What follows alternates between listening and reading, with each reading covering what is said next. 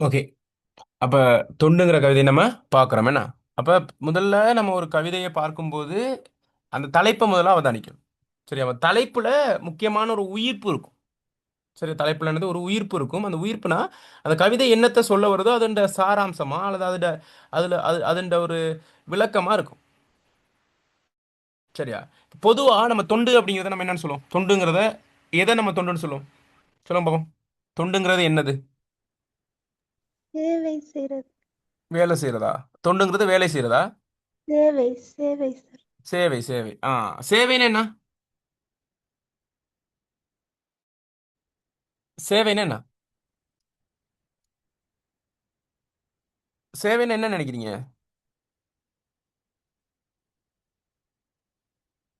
பிரதி உபகாரம் இல்லாம, சரியா?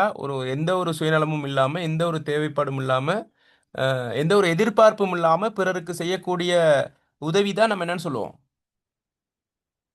தொண்டுன்னு சொல்லுவோம். சரியா? அப்ப மற்றவருக்கு செய்கின்ற உதவி என்னது? அது அது அதுல வந்து ஏதாவது நம்ம ஒரு எதிர்பார்ப்போட செஞ்சோம்னா, அது வந்து உதவியா இருக்காது. அது தொண்டா இருக்காது.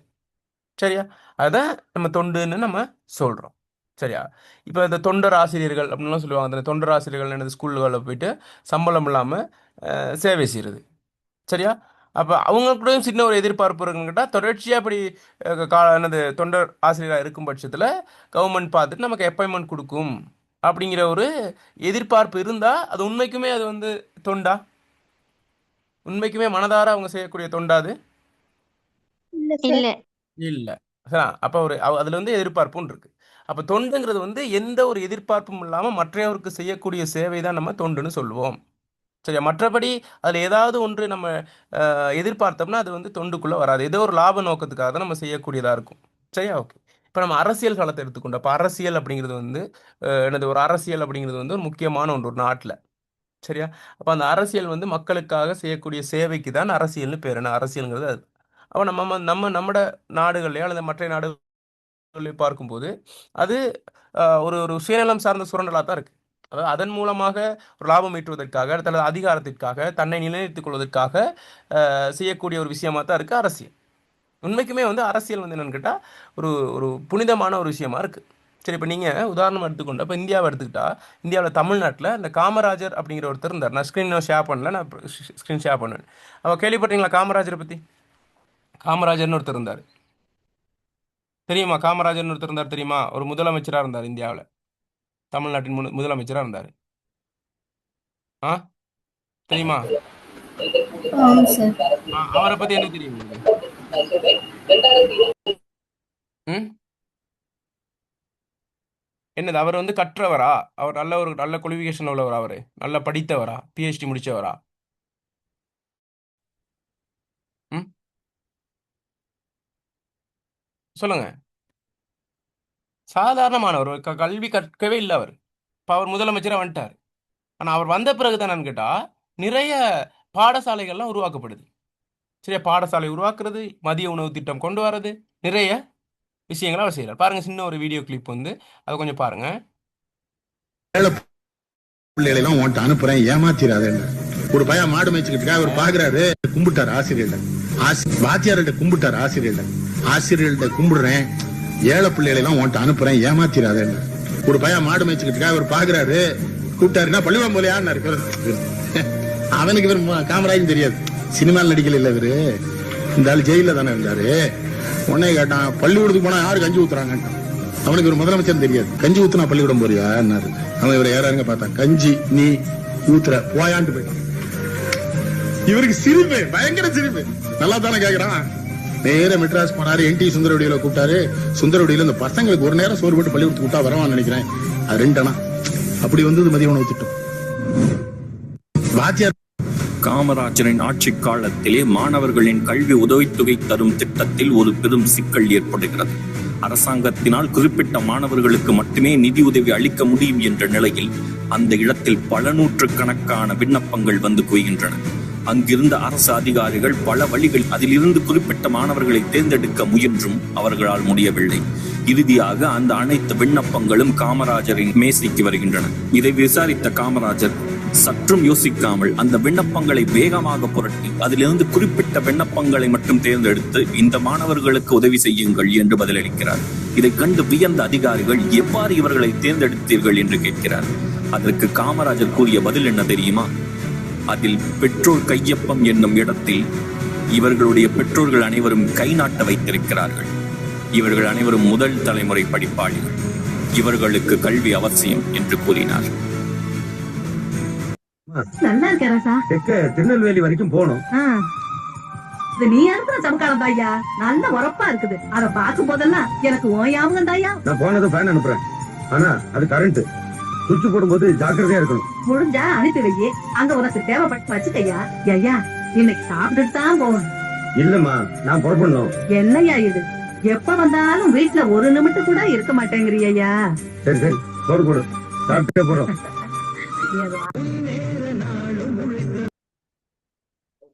ஓகே நல்லா இருக்கேன் ராசா. திருநெல்வேலி வரைக்கும் போகணும். ஓகே பாத்தீங்களா? இது நீ அனுப்புற சமக்காலம் தாயா, நல்ல உரப்பா இருக்குது. ஓகே சார் அப்ப பார்த்தேன். இந்த மாதிரியான உதாரண புரசர்கள்னு சொல்லுவாங்கன்னா அந்த மாதிரி உதாரணமா இருந்தவங்க வாழ்ந்தவங்க இருக்காங்க.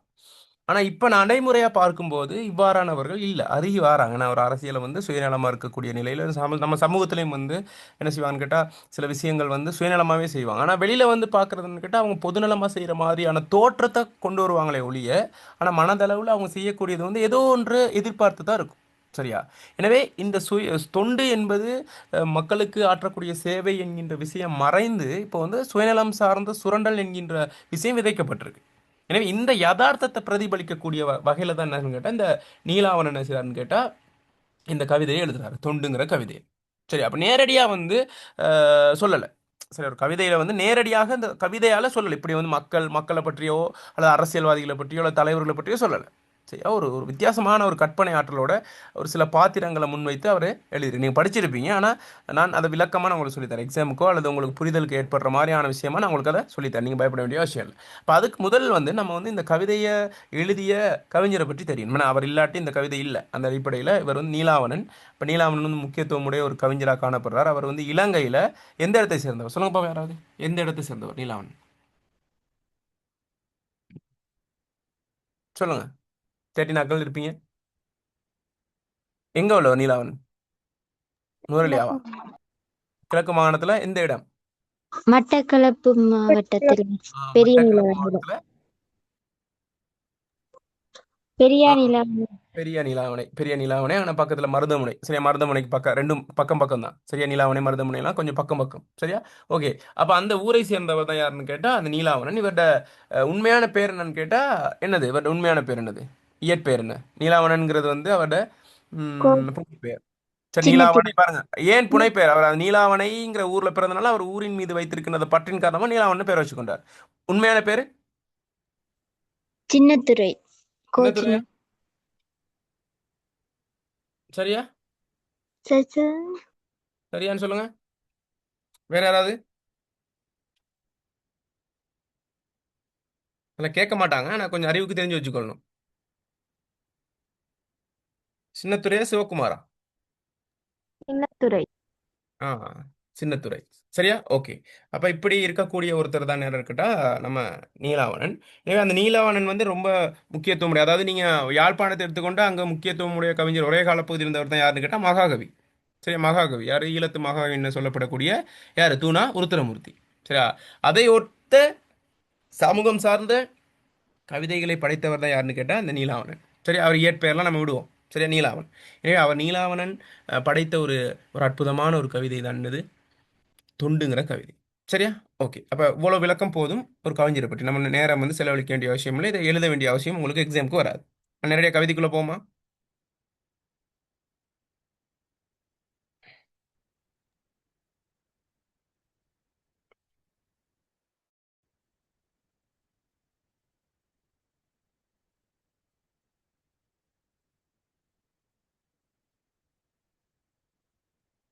ஓகே, ஸ்க்ரீனில் தான் பாருங்க.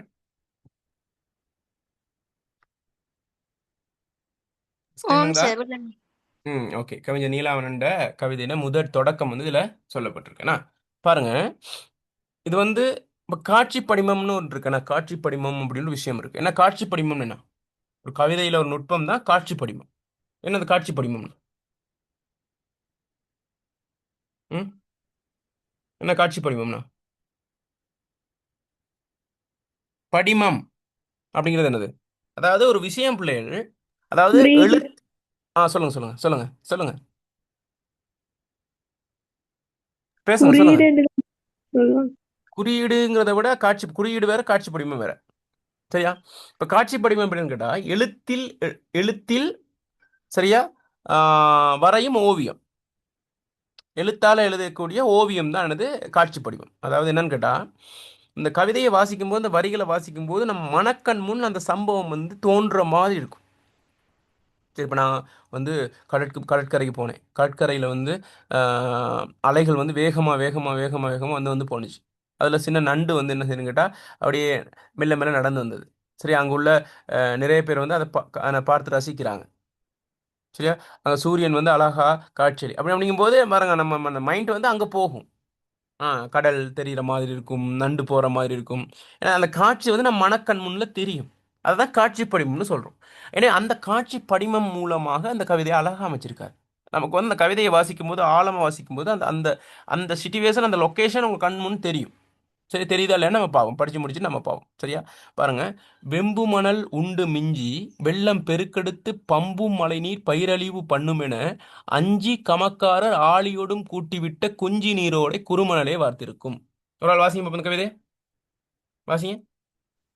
வெம்பு மணல் உண்டு மிஞ்சி வெள்ளம் பெருக்கெடுத்து பம்பு மழை நீர் பயிரழிவு பண்ணுமென அஞ்சி கமக்காரர் ஆழியொடும் கூட்டிவிட்ட குஞ்சுநீர் ஓடை குறுமணலே வார்ந்திருக்கும்.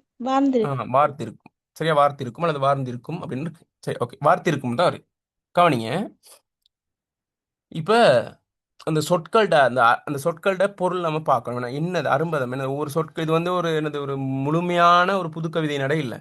சரி, ஒரு மரபு கவிதை நடையில தான் இது இருக்கு. அப்போ சில சில சொற்கள் வந்து ஒரு மரபு தமிழ் இருக்கக்கூடியதாக இருக்கும். எனவே அதை நம்ம என்ன செய்யணும், தமிழ் நடைமுறை தமிழோட ஒன்றித்து பார்த்தா தான் நமக்கு கவிதை புலப்படும். சரியா? பாருங்க, வெம்பு மணல் உண்டு மிஞ்சி வெள்ளம் பெருக்கெடுத்து பம்பும் மழை நீர் பயிரழிவு பண்ணுமென்னு அஞ்சி கமக்காரர் ஆழியோடும் கூட்டிவிட்ட குஞ்சி நீரோட குறுமணலே வார்த்திருக்கும். அப்ப வெம்பு மணல் என்றால் வெம்மைன்னு வெம்மைன்னா சூடு. எனவே இங்கு சூடான மணல். அப்ப எங்கு சூடான மணல் இருக்குன்னா வெம்மையான பிரதேசத்தில், மிகவும் ஒரு ஒரு கடுமையா வெயில் அடிக்கக்கூடிய இடத்துல தான் அந்த மணல் வந்து அப்படியே பழுத்து போயிருக்கும். சரியா? ரொம்ப சூடா இருக்கும். சரி, எனவே அவ்வாறான இருக்கிற சந்தர்ப்பத்தில் அப்ப அங்க என்னது அந்த சிச்சுவேஷன் என்னது, செம்ம வெயில். சரியா? எனவே அப்ப ஒவ்வொருத்தருக்கும் வந்து நல்ல வெயில் அடிக்கும் போது ஒரு எதிர்பார்ப்பு இருக்கும்.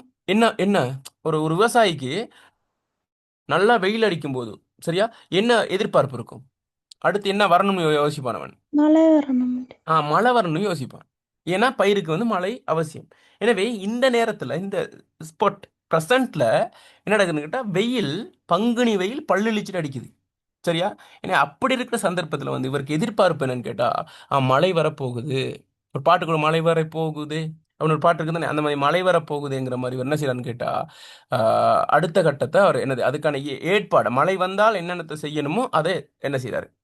அதுதான் வெம்பு மணல் உண்டு மிஞ்சி வெள்ளம் பெருக்கெடுத்து பம்பும் மழை நீர் பயிரழிவு பண்ணும். அப்ப மழை வந்து விட்டால் என்ன ஆகும்னு கேட்டா வெள்ளம் வரும். சரியா? எனவே அப்ப வெள்ளம் வந்தா என்னன்னு கேட்டா அப்ப பயிருக்கு வந்து அழிவு ஏற்பட்டுரும். எனவே இந்த இடத்துல வெம்பு மணல், வெம்மையான அந்த மணல், மழை வந்து பொழியுது. மழை பொழியும் போது அந்த மணல் என்னன்னு, மணல் வந்து நனையும். மழை பெய்தால் என்னது மண் நனையும் தானே. இங்கே மணல் இருக்கு. அப்போ மணல் நனையும் போது அப்போ மணல், அந்த மணல் மண் நனைந்த பிறகு என்னன்னு கேட்டால் ஓகே, அப்போ உறிஞ்சிரும். அதனால் வெம்மையான அந்த மணல் வந்து உறிஞ்சிரும் அந்த மழையை. மேலே மேலே மேலே தொடர்ச்சியாக மழை பெய்யும் போது, தொடர்ச்சியாக அதிகமாக மழை பெய்யும் போது உறிஞ்சி கொள்ளுமா, தேங்கும். ஏன்னா அப்போ தேங்க என்ன கேட்டால் வெள்ளம் பெருக்கெடுக்கும். எனவே அந்த வெள்ளம் பெருக்கெடுத்து, அதான் வெம்பு மணல் உண்டு மிஞ்சி, உண்டுனா அந்த மணல் வந்து உண்டுனானது, அதை உறிஞ்சி அதுக்கு மிகுதியான மேலதிகமான நீர் என்ன செய்யும், பயிருக்கு போகும். எனவே வெள்ளம் பெருக்கெடுத்து, அந்த வெள்ளம் பெருக்கெடுத்து பம்பு மழை நீர்னா பாய்ந்து போகக்கூடிய, இப்போ பம்ப் செட்னு சொல்லுவாங்க, பம்பிங்னு சொல்லுவாங்க தானே. என்னது பம்ப்னா என்னது இங்கிலீஷில்? அந்த விசை, அந்த அழுத்தம். சரியா? எனவே அந்த அந்த வேகமாக, மிக வேகமாக பாய்ந்து பெருக்கெடுத்து ஓடுகின்ற அந்த மழை நீர் பயிரழிவு பண்ணும் என, அங்க இருக்கக்கூடிய பயிருக்கு அழிவை ஏற்படுத்தும் என, சரி, அஞ்சி பயந்து கமக்காரர் அந்த விவசாயி ஆழியோடும் கூட்டிவிட்ட குஞ்சி நீரோட குறுமணலை எடுத்திருக்கும். ஆழின்னு என்னது? கடல். எனவே அதுக்கு பயந்த கமக்காரர் அந்த கடலோட கூட்டிவிட்டனா இணைத்து விடுற என்ன விளங்குது? அந்த அந்த அந்த நிலப்பிரதேசத்தோட நிலம், அதாவது அது கரையோர பிரதேசம். என்ன கரையோர பிரதேசம்? அங்கே பக்கத்தில் என்னது? வயல் நிலம் இருக்கு, பக்கத்தில் கடல் இருக்கு. எனவே என்னது? அந்த அந்த அந்த என்ன சொல்றது? அந்த பகுதியிலிருந்து என்ன செய்யுதுன்னு கேட்டால், அந்த கால்வாய் கால்வாய் வெற்றாரு எங்கே போகிற மாதிரி, அந்த அந்த என்னது நீர் மேலதிகமான நீர் வந்து அந்த வழியாக, அந்த கால்வாயின் வழியாக எங்கே போகிற மாதிரி அவர் அந்த கடல். நீரோடைய வெட்டுறாரு? கடலுக்கு போகிற மாதிரி. ஆழியோடும் கூட்டி விட்ட குஞ்சி நீரோடை. குஞ்சிங்கிறது இந்த இடத்துல என்ன கேட்டால் சிறியங்கிறது அர்த்தம். சரியா? பாருங்க, ஒரு பாடல் இருக்கு, என்னது? பாரதியார், அக்கினி குஞ்சொன்று கண்டேன், அதை ஆங்கொரு காட்டினில் பொந்திடை வைத்தேன், வெந்து தணிந்தது காடு, தனல் வீரத்தில் குஞ்சென்றும் மூப்பென்றும் உண்டோ. தனல் வீரத்தில் குஞ்சென்றும், குஞ்சினா சிறிய, அக்கினி குஞ்சுனா சின்ன ஒரு துகள். சரியா? அப்ப குஞ்சு நீரோடை, இந்த சிறிய அந்த நீரோடை அந்த கால்வாய் குறுமணலே வார்த்திருக்கும். அப்ப குறுமணல்னா ஏன்னா உங்களுக்கு அப்படியே அந்த பாருங்க, அப்படியே என்னது, ஒரு கான் வெட்டிட்டு போகும்போது சைட்ல என்ன ஆகும்? அந்த மணல் என்ன செய்யும்? அப்படியே என்னது விலங்குதா? உங்களுக்கு என்ன சொல்ல வரேன்? இந்த ஒரு ஒரு ஒரு மணல் பிரதேசத்துல, ஒரு மணல் மட்டமா இருக்கிற மணல்ல நம்ம வந்து ஒரு மண்வெட்டியை கொண்டு அப்படியே என்ன செய்யறோம்? ஒரு ஒரு கான் பறித்தால் இந்த சைட்ல என்ன ஆகும்? அந்த குறுக்கு சின்ன சின்ன மணல்கள் என்னது அப்படியே பரவி காணப்படும். விளங்குமா? விளங்குதா உங்களுக்கு என்ன சொல்ற? அந்த மாதிரி அந்த அந்த பரவி காணப்படுகின்ற அந்த சூழல், அந்த கரையோர அந்த மணல்வெளியில அங்கே கால்வாயை வெட்டினோன்னா அந்த பறந்து என்னது அந்த அந்த கால்வாய் வந்து அப்படியே வெளிப்படுது. மணலால நிறைந்த அந்த அந்த கால்வாய் வந்து வெளிப்படுதுன்னு சொல்ல வருது. விளங்குதா? அப்ப வெம்பு மணல் உண்டு மிஞ்சி வெள்ளம் பெருக்கெடுத்து பம்பும் மழைநீர் பயிரழிவு பண்ணுமென்னு அஞ்சி கமக்காரர் ஆழியோடும் கூட்டிவிட்ட குஞ்சி நீரோடை குறுமணலே வார்த்திருக்கும். தெளிவா விளங்கிச்சா? இந்த இந்த இந்த இந்த இந்த- இந்த கவிதை விளங்கிச்சா? இந்த முதலாவது அந்த பந்தி விளங்கிச்சா? ஓ சார். தெளிவா? ஆம் சார். ஆ, இதுல எதுவும் சந்தேகம் இருந்தா கேட்கலாம். கமக்காரர்னா யாரு? கமக்காரர் யாருன்னு கேட்கலாம். விவசாயி. விவசாயி. கமத்தொழில் செய்கிறவர் யார்? விவசாயி. சரியா? விளங்குதா? அப்ப என்ன செய்யறாரு? மழை வரக்கூடிய சூழ்நிலை இருக்கின்ற காரணத்தினால் அவர் அவர் பயிரை பாதுகாப்பதற்காக கடலோடு சேர்த்து ஒரு ஓடையை என்ன செய்யறாரு? ஒரு நீரோடையை, சிறிய ஒரு நீரோடையை அவர் என்ன செய்யறாரு? இணைத்து விடுறாரு. விளங்குதா? அப்ப முதலாவது அந்த லொகேஷன், அந்த அந்த அந்த லொகேஷனை சொல்லிட்டாரு. ஏன்னா கவிதைக்கு வந்து முதல்ல அந்த லொகேஷனை செட் பண்ணி அந்த கதையை கொண்டுட்டு போகணும். இன்னும் கதையை ஸ்டார்ட் பண்ணல, அதுக்கான அந்த அந்த அந்த அவர் அந்த இந்த அந்த சிச்சுவேஷன், அந்த லொகேஷனை அழகா சொல்லிட்டாரு. இப்போ இது வந்து ஒரு கரையோர ஒரு பிரதேசமா இருக்கு இந்த சீன் நடக்க போற. விளங்குதா? விளங்குதா? தெளிவா?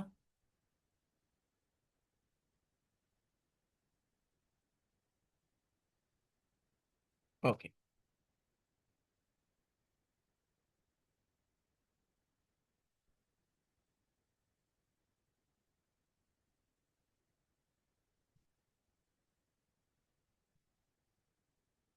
ஓகே. ஸ்கிரீன் விளங்குதா? ஓ சார், விளங்குது. ஆ. பாம்பாய் கடல் வரையும் பாயும் அந்த பள்ளத்தில் சாம்பி குருத்தும் சருகான வெள்ளருகை சப்பி வயிற்றை சரிகட்டி சாய்பொழுதில் அப்பாடா இன்று களையாறும் பசு ஒன்றின் பக்கத்தில் வந்து பழகும் இரும் காக்கைகள். பாம்பாய் கடல் வரையும் பாயும் அந்த பள்ளத்தில் சாம்பி குருத்தும் சருகான வெள்ளருகை சப்பி வயிற்றை சரிகட்டி சாய்பொழுதில் அப்பாடா இன்று களையாறும் பசு ஒன்றின் பக்கத்தில் வந்து பழகும் இரு காகங்கள் அல்லது இரு காக்கைகள். வாசிங்க.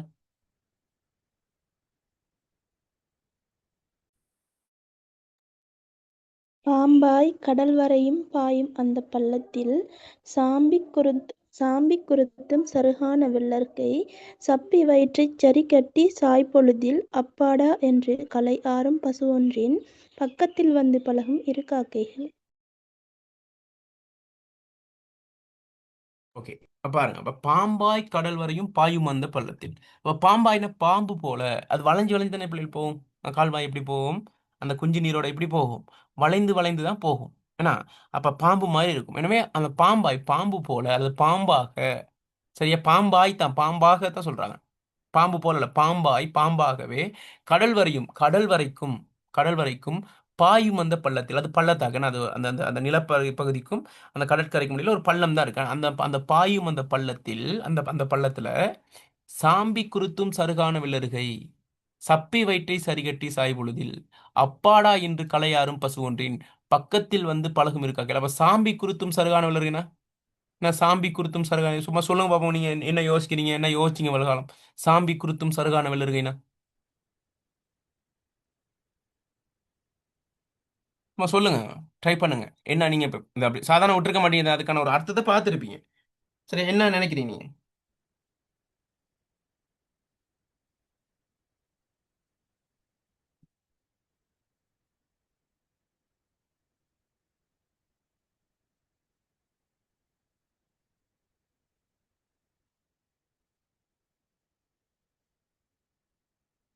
சொல்லுங்க பிள்ளை.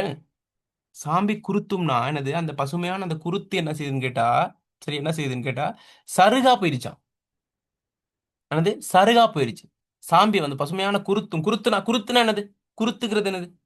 ஒரு ஒரு ஒரு ஒரு ஒரு கொழுந்து, ஒரு தேயிலையில குருத்துனா என்னது? அந்த அரும்பு, அந்த பசுமையான அந்த அரும்பு, அந்த குருத்தும் சருகா போயிடுச்சு. அந்த சருகா போன அந்த வெள்ளை இருக்கு, ஏன் சருகா போயிடுச்சு? என்ன காரணம்? குருத்து ஏன் சருகா போயிடுச்சு? வெம்மை, வெயில் கூட, சரியா, சூடு. விலங்க என்ன சொல்றேன்ட்டு, எனவே அந்த சூட்டின் காரணமாக, அந்த வெப்பத்தின் காரணமாக அது அருகு வந்து என்னது காய்ந்து போயிட்டு அப்படி என்னது அந்த பச்சையமே இல்லாம இருக்கு. ஒரு பசுமே இல்லாம இருக்கக்கூடிய அந்த வெள்ளை அருகை சப்பி வயிற்றை சரி கட்டி சப்பி சாப்பிடு புல்ல வந்து, பசு வந்து புல்லை என்ன செய்யும்? புல்லை சப்புமா மேயுமா?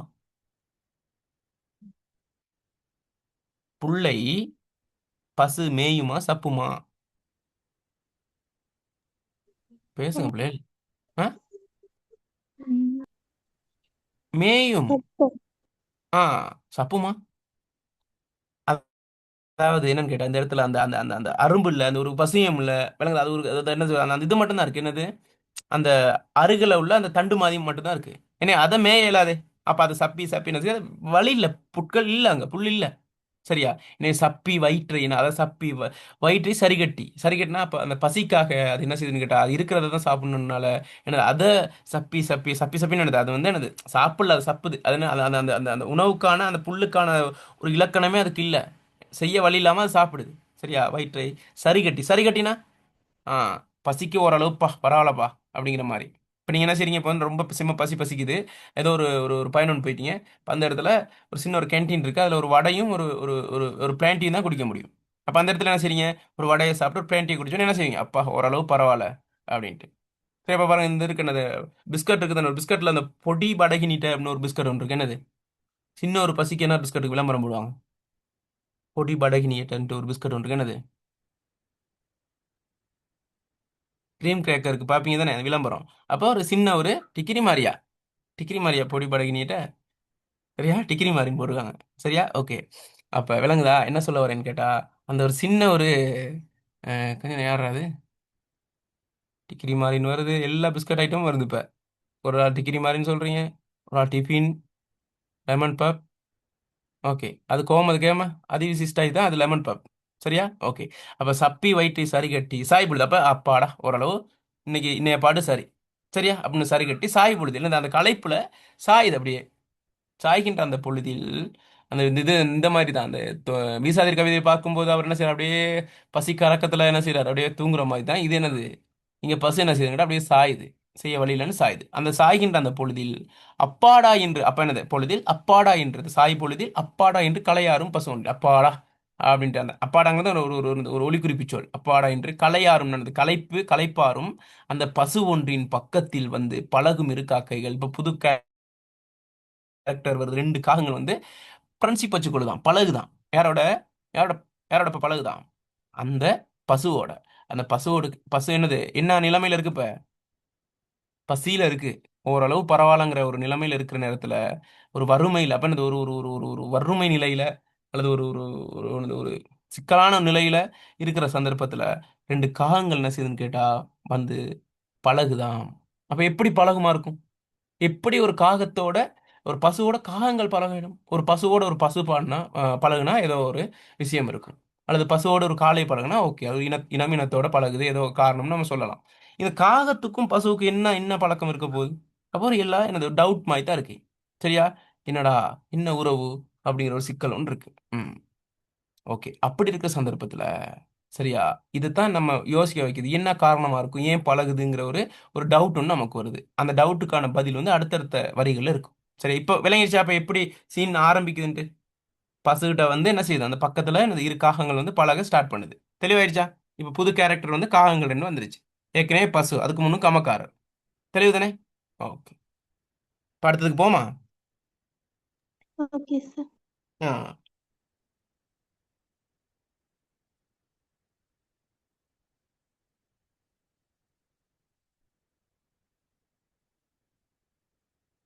ஓகே. ஸ்க்ரீன்ல தான் பாருங்க. விளங்குது சார். ஆ வெட்கத்தை விட்டும் விரைந்து பசுமீதில் ஏறி இறங்கி இருந்து விளையாட்டில் ஊறி உணர்ச்சியிலே ஒற்றுமையை காட்டும். சரியா? வெட்கப்படவே இல்லையா? ஏன் யோசிச்சு பாருங்க. இப்போ நீங்கள் வந்து ஒரு ஒரு ஒரு பயணம்னு போறீங்க. ஒரு பஸ்ஸில் போய்கிட்டு இருக்கும்போது ஒரு புதுசாக ஒரு நபர் வந்து வரார். சரியா? அப்போ நீங்கள் என்ன செய்வீங்க? அந்த நபர்கிட்ட வந்து இப்ப ரொம்ப தூரம் போகணும், ஏதாச்சும் பேசணும்னா நம்ம பேச மாட்டோம். ஏன்? அவர் ஒரு மாதிரி யோசிப்பாரு, நம்ம பேசுறதா அவரே அப்படிங்கிற மாதிரி. அப்போ அந்த மாதிரி முதல் சிநேகம் வைக்கக்கூடிய ஒரு வெட்கம் ஒன்று இருக்கும். ஆனா இது என்னன்னு கேட்டா எந்த ஒரு வெட்கமும் இல்லை. வெட்கத்தெல்லாம் விட்டுட்டு விரைந்து பசுமீதி விரைந்து நடந்து மிக வேகமாக விரைந்து என்ன செஞ்சுடா பசுமீதில் ஏறி இறங்கி இருந்து விளையாட்டில் ஊறி உணர்ச்சியிலே ஒற்றுமை காட்டு. ஏறுதான் இறங்குதான் விளையாடுதான். சரி, நாங்கெல்லாம் ஒன்று தான். நீங்க பசுவா இருக்கலாம், ஆனா நாங்க காகங்களா இருக்கலாம். ஆனா நம்மலாம் உயிர்கள். சரியா? அதுல ஒரு பிரச்சனையும் இல்லை. நீங்க எதுவும் சந்தேகப்படாதீங்க. நான் உங்களோட என்ன செய்ய போறேன்? ஒரு சிநேகம் வளர்க்க போறேன். சரியா? அந்த மாதிரி ஏறி இறங்கி இருந்து விளையாட்டுல ஊறி உணர்ச்சியிலே அந்த அந்த அந்த அந்த அந்த அந்த பாவனை. சரி, அந்த பாவனையில ஒற்றுமையை காட்டும். அப்ப தூரத்துல இருந்து பாக்குறவங்க என்ன செய்வாங்க? பாடுறா, இப்படி ஒரு உறவா? எப்படிப்பட்ட உறவு அப்படின்னு என்னது பாக்குறவங்களுக்கு வந்து ஒரு ஒரு ஒரு ஒரு ஆச்சரியம் ஏற்படுத்துற அளவுல இருக்கும். சரியா? விலங்கை சேர்ந்தது. வெட்கத்தை விட்டும் விரைந்து பசுமீதில் ஏறி இறங்கி இருந்து விளையாட்டில் ஊறி உணர்ச்சியிலே ஒற்றுமையை காட்டும். தெளிவாயிடுச்சா? ஓ சார். ஓகே.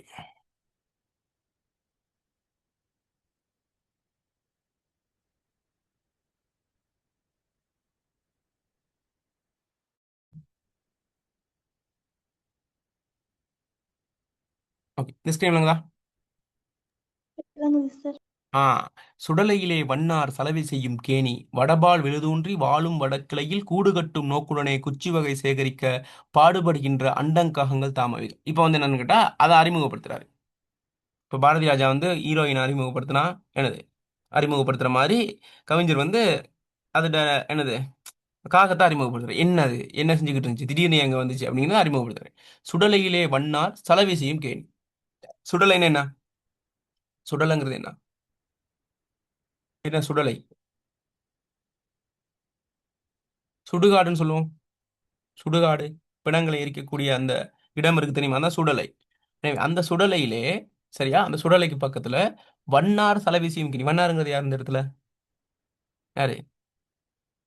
ஆடை ஆடை அலசுறவங்க, என்ன உடுப்பு துவைக்கிறவங்க. சரியா? எனவே அவர்கள் வண்ணார் சலவி செய்யும் கேணி. சலவி செய்யும்னா இந்த உடையை என்ன சொல்றது, துவைக்கிற அந்த கேணி. கேணின்னா என்னது? கிணறு. சரியா? அந்த கிணற்றில் வடபால். சரி, அந்த வடக்கு திசை, அந்த கேணிக்கு வடக்கு பக்கத்தில் வடதிசையில் விழுதூன்றி. சரி, விழுது ஊன்றினா தெரியுதானே? விழுது ஆலமரத்தில் விழுது இருக்குது. அந்த விழுது ஊன்றி வாழும் வடக்கிளையில் அந்த அந்த ஆலமரம் இருக்கு. அந்த ஆலமரத்தின் சரியா, அந்த விழுதுனா ஆலமரம்னு யோசிச்சுக்கணும். அந்த அந்த ஆலமரத்துல கிளைகள் இருக்கும். இந்த பக்கத்து வடக்கு இருக்கும், அந்த பக்கத்து இருக்கும், மேல சைடுல இருக்கும்னா அப்ப இது வடக்கிளையில் வடக்கிளையில் வட திசையில் உள்ள அந்த கிளையில் கூடு கட்டும் நோக்குடனே. அப்ப அந்த வடக்கு திசையில வந்து கூடு கூடு ஒண்ணு கட்டணும் அப்படிங்கிற அந்த நோக்கத்துடனே குச்சி வகை சேகரிக்க. குச்சினா என்னது? அந்த கூட்டுக்கு வந்து குச்சினா என்னது? அந்த கூட்டுக்கு வந்து கூடை கட்டுறதுக்கான என்னது ஒரு ஒரு ஒரு பொருட்கள்.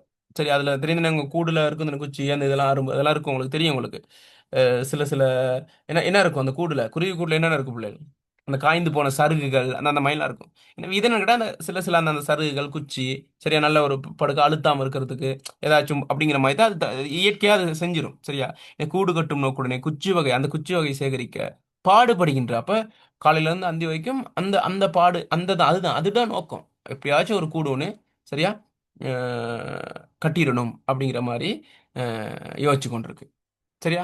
அந்த அந்த அதுக்கு அதுக்கு அதுக்கு ஏதாச்சும் கஷ்டப்பட்டு கொண்டு பாடுபடுகின்ற அண்டங்காகங்கள் தமிழ். அண்டங்காகைன்னா என்னது? அண்டங்காக்கான்னு சொல்லுவாங்க. அண்டங்காக்கா கொண்டக்காரி ரண்டக்க ரண்டக்க ரண்டக்க அப்படி பாட்டு இருக்கு தானே? அண்டங்காகம்னா என்னது? அண்டங்காகம்னா என்னது? அண்டங்காகைன்னா என்னது? அண்டங்காக்கைகள்.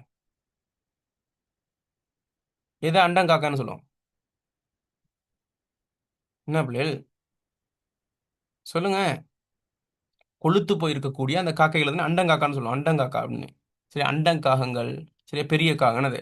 அண்டங்காகங்கள், தாமவைகள். அதுதான் என்னது அது. அப்ப இந்த இடத்துல சொல்லுங்க பாப்போம், அந்த காகங்களோட எதிர்பார்ப்பு என்னது? காகங்களோட எதிர்பார்ப்பு என்னது? எப்படி சரி ஒரு கூடு கட்டணும்? எப்படியாவது ஒரு கூடு கட்டிடணும். சரியா? ஓகே, அதான் நோக்கம். அப்ப கூடு கட்டக்கூடிய காகத்துக்கு இங்க மாடோட என்ன வேலை? என்ன வேலைங்கிறத ஒரு யோசிக்க தோணுதா இல்லையா? சரி, நீ உனக்கு அவ்வளவு ஒரு பெரிய ஒரு நோக்கம் இருக்கு. உனக்கு இங்க ஊறி இருந்து ஊறி உணர்ச்சியில ஒற்றுமையை காட்டக்கூடிய டைமும் உனக்கு இருக்கா? ஏன் இங்க வந்து நீ என்னது சும்மா மூக்கு நுழைக்கிறங்கிற ஒரு கேள்வி ஒன்று வருதா இல்லையா?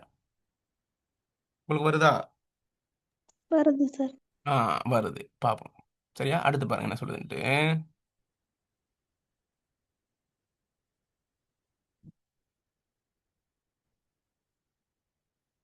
ஓகே, பாருங்க பாப்போம். கொசுக்கள் படை குரல் கேட்டு சாட்டை விசுக்கும் பசுவாலில் தொங்கும் கருங்குழலில் கட்டாது அலைகின்ற காட்டெருமை போல் பேண்கள் கிட்ட நெருங்கி மயிர்கோதி வாயூரி பேன் குத்துகின்ற காக்கை குடும்பம் பொது தொண்டில் வைத்திருக்கும் நம்பிக்கை வாழ்த்தத் தகுந்ததுவே. இது யார் சொல்றாருன்னு கேட்டா கவிஞர் சொல்றாரு, நேரடியா பார்த்துட்டு. கொசுக்கள் படை, கொசுக்கள் படைனா கொசு இருக்கு தெரியுது. உங்களுக்கு காதுக்குள்ள வந்து நீங்க என்ன செய்வீங்க? உங்க காதுக்குள்ள கொசு மொயின்னு சத்தம் வந்தா நீங்க என்ன செய்வீங்க? தடவி கொடுத்து அனுப்புவீங்களா? என்ன செய்வீங்க? சொல்லுங்க, என்ன செய்வீங்க? உண்மையா சொல்லுங்க. என்ன செய்வோம்? கொசு தொல்லை தாங்கலாட்டி அடிப்போம் இல்லாட்டி ஆ, விரட்டுவோம். அந்த இடத்துல சட்னி ஏறாது. ஆ, தெரிந்தனே உங்களை பத்தி எல்லாரும் அதே தான். காதுக்குள்ள வந்தா தெரிந்தனே அது என்ன இடத்துல கொஞ்ச நேரத்துல அது என்னது உயிருக்கு போராடிக்கிட்டு இருக்கும். விளங்குதா? அப்ப கொசுக்கள் படை நொயின் குரல் கேட்டு அப்ப காதுக்குள்ள கொசு வந்து நொயின்னு என்னது சத்தம். சரியா? ஏன்னா அந்த அந்த அந்த கொசுக்கிட்ட இருந்து பாதுகாத்து கொள்றதுக்கு தான் வாழை யூஸ் பண்ணும். நம்ம என்ன செய்றோம்? காதுக்குள்ள நொயின்னா கையை யூஸ் பண்ற மாதிரி. அதுக்கு என்னது? அது கை இருக்கா? காலை யூஸ் பண்ணணுமா காதுக்குள்ள இது பண்றதுக்கு? இயலாது. அப்ப வாள் தான் அதுக்கு ஆயுதம். அப்ப அப்ப கொசுக்கள் படை மொய் குரல் கேட்டு மொய்ங்கிற அந்த குரல் கேட்டு சாட்டை விசுக்கும். சாட்டை மாதிரி விசுக்கிறது என்னது? விசுக்கிறது என்னது? அடிக்குத அஹ்? விசுக்கிறது என்னது? ஆ, விசுக்கிறது தெரியுது உங்களுக்கு. இப்படி சுத்துறது, சுழற்றுறது. சரியா? அந்த சுழற்றுகின்ற அந்த பசுவாலில் தொங்கும் கருங்குழல், அந்த தொங்குகின்ற அந்த கருங்குழல் என்ன? அந்த வால் வால் வால் இருக்குதானே? அந்த வால்ல கீழே துண்டு இருக்குதானே? அது என்னன்னு சொல்லுவீங்க உங்க ஊர்ல? அந்த வால்ல பகுதி அடிப்பகுதிய ஒரு தொலை இருக்குதானே முடி, அது என்னன்னு சொல்றது? குஞ்சம்னு சொல்லுவாங்களா? என்னன்னு சொல்லுவீங்க? உங்க ஊர்ல ஒவ்வொரு மாதிரி சொல்லுவீங்களா இருக்கும். என்ன சொல்லுவீங்க? அந்த வாலுண்ட அடிப்பகுதியில ஒரு ஒரு புசு புசுன்னு இருக்கும், அது என்னன்னு சொல்லுவீங்க? தனியா சொல்றது இல்லையா? ஓகே, அந்த விசுக்கும் பசுவாலில் தொங்கும் அந்த கருமையான அந்த குழலில், அந்த வாலில, குழல்னா அந்த அந்த அந்த அந்த அந்த கூந்தல் பகுதி, குழலில் கட்டாதலைகின்ற காட்டெருமை போல் பெண்கள். அப்ப காட்டெருமை வந்து சாதாரணமே அது பெருத்து இருக்கும். அதே கட்டாத அலைகின்ற காட்டெருமை வந்து பயங்கரமா இருக்கும். குழப்பம் பண்ணிக்கிட்டு இருக்கா இருக்கும். அப்படி பார்க்கறதுக்கு விகாரமா இருக்கும். எனவே கட்டாத அலைகின்ற காட்டெருமை போல் பெண்கள். காட்டெருமை மாதிரி பேனா. கட்டாத அலைகின்ற காட்டெருமை போல பெண்கள். பெண்கள் என்னது? அந்த உண்ணின்னு சொல்லுவோம். உங்க ஊர்ல எப்படின்னு சொல்லுவீங்க? ம். ஆ, கட்டாத அலைகின்ற காட்டெருமை போல் பேன்கள் கிட்ட நெருங்கி என்ன செய்யுது? அப்ப அந்த அங்க அங்க அந்த பேன்கள் இருக்கு. சரியா? ஏன் அப்ப என்ன செய்யும்? அந்த அந்த வால்ல அந்த பேன் இருந்தா, அந்த உண்ணி இருந்தா என்ன செய்யும்? அந்த வாழை, அந்த அந்த அந்த உறுப்பை என்ன செய்யும்? சேதப்படுத்தும், கடிக்கும். அதுக்கு வலிக்குமா வலிக்காதா? துன்பப்படுமா துன்பப்படாதா அந்த அந்த பசு? துன்பப்படும். எனவே அந்த துன்பத்தை போக்குவதற்காக எது அந்த காகங்கள் அந்த துன்பத்தை போக்குவதற்காக கிட்ட நெருங்கி போயிட்டு அந்த பாசமா போயிட்டு கிட்ட நெருங்கி மயிர் கோதி. இப்போ நம்ம வந்து இந்த சின்ன வயசுல நம்ம ஊசி போட போகும்போது நர்ஸ் இருப்பாங்க, அந்த டாக்டர் இருப்பாங்க, என்ன செய்வாங்க? போனவொன்னே டக்குன்னு ஊசியை போட்டுருவாங்களா? இல்லை, கொஞ்சம் கதை கொடுத்து கொஞ்சம் அப்படியா அப்படியான்னு கதை கொடுத்து அப்படியே நைஸாக என்னது கதையோட கதையா என்ன செய்வாங்க? ஊசி போட்டோம். அந்த மாதிரி கிட்ட நெருங்கி மயிர் கோதி, மயிர் அப்படியே கோதி. சரி, அப்படி மயிர் கோதி வாயூரி. வாயூரின்னு என்னது? படம் நல்ல ஒரு சாப்பாடுறா அப்படின்ட்டு அந்த காக்கைக்கு அது தானே சாப்பாடா இருக்கும். நீயும் வந்து சாப்பாடு தானே, பேனும் சாப்பாடு தானே. வாயூரி பேன் குத்துகின்ற, பேனை குத்துகின்ற அந்த பேனை கொத்தி கொத்தி எடுக்கக்கூடிய காக்கை குடும்பம். ஏன்னா 2 பேர் போயிருக்காங்க தானே. காக்கைன்னு சொல்ல, காக்கை குடும்பம் 2 பேரும் சேர்ந்து பிளான் திருட்டு குடும்பம் இல்லை ரெண்டுமே. சரியா? அவ குத்துகின்ற காக்கை குடும்பம் பொது தொண்டில் வைத்திருக்கும் நம்பிக்கை. பொது தொண்டு என்ன செய்யலாம்? சேவை செய்யறாங்களாம். என்ன செய்யறாங்களாம்? அந்த பசுவாலில் உள்ள அந்த பேனை என்ன செய்கிறாங்கன்னு கேட்டால் நீக்குறாங்க. பாவம், அது வேதனையில் நைட்டெல்லாம் தூங்குமா, பாவமே, டிஸ்டர்ப் ஆயிருமே அப்படின்ட்டு பொது தொண்டில் வைத்திருக்கும் நம்பிக்கை வாழ்த்து தகுந்தது. அப்போ சேவிஸ், அப்போ பொதுவாக வந்து பார்க்கக்கூடியவங்களுக்கு அது சேவிஸ் செய்யுது. எந்த ஒரு ஃபீஸும் வாங்காமல், எந்த ஒரு எதிர்பார்ப்பும் இல்லாமல் என்ன செய்யுது, எங்கேயோ இருக்கக்கூடிய பசுவிண்ட வாழை கோதி அதில் உள்ள பேனை எடுத்து என்ன செய்யுதுன்னு கேட்டால் அந்த பசுவுக்கு நன்மை செய்கின்றதுங்கிற மாதிரியான ஒரு ஒரு பாவனையை அது காட்டுதான், காகங்கள் காட்டுதான்.